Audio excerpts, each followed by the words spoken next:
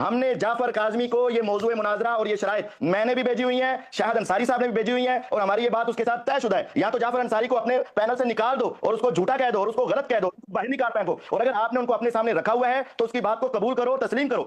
اب آپ کہہ رہے ہیں، آپ نے شروع میں پوچھا اہل بیت پر کیوں نہیں کر رہے. میں تم سے پوچھتا ہوں تم عقیدہ امامت پر کیوں نہیں کر رہے. آپ کہتے ہو کہ میرا اہل بیت پہ تخصص ہے، میں کہتا ہوں تیرا امامت کے موضوع پہ تخصص ہے. تم عقیدہ امامت کو کیوں چھوڑ رہے ہو؟ اپنے عقیدہ امامت پر آؤ نا. تم کہتے ہو شرائط لکھی ہوئی میں نے مان لی ہیں. جناب ان شرائط کے ساتھ ساتھ اس سے پہلے موضوع مناظرہ بھی لکھا ہوا تھا، آپ اس کے بارے میں بات کرو. اور جو آپ بات کر رہے ہو ہندو کا رب ایسا ہے، مشرکوں کا رب ایسا ہے، یہودیوں کا رب ایسا ہے، اس طرح کی بات کر رہے ہو، میں بھی تمہارے عقیدہ امامت کے بارے میں بتا دوں گا تمہارا امام کیسا ہے. تمہارے نزدیک امامت کی جو شرائط ہیں وہ تو رب سے بڑھ کر ہیں. تمہارا عقیدہ امامت کفریہ شرکیہ عقیدہ امامت بن جاتا ہے، اور تمہارا عقیدہ امامت بھی توحید کے خلاف ہے. ہم اسی لیے تو کہہ رہے ہیں پہلے عقیدہ امامت پر آئیں، ہم تمہیں بتائیں گے. تم رب کے بھی گستاخ ہو، نبیوں کے بھی گستاخ ہو، صحابہ کے بھی گستاخ ہو، اہل بیت کے بھی گستاخ ہو، اور اماموں کے بھی گستاخ ہو. تم ہمارے سامنے پہلے اس عنوان پر بات کرو، عقیدہ امامت پر، تاکہ تمہاری عقیدہ توحید والی بات بھی سمجھ آ جائے گی کہ تم رب کو عالم الغیب مانتے ہو یا اماموں کو عالم الغیب مانتے ہو. تم رب کے اختیارات زیادہ مانتے ہو یا اماموں کے اختیارات زیادہ مانتے ہو. تمہارے نزدیک رب تعالیٰ کا اقتدار زیادہ ہے یا اماموں کا اقتدار زیادہ ہے. تمہارے نزدیک امامت کے پاس زیادہ اختیارات ہیں یا رب تعالیٰ کے پاس زیادہ اختیارات ہیں. یہ بھی تمہارا عقیدہ توحید بھی اس کے اندر آئے گا. مسئلہ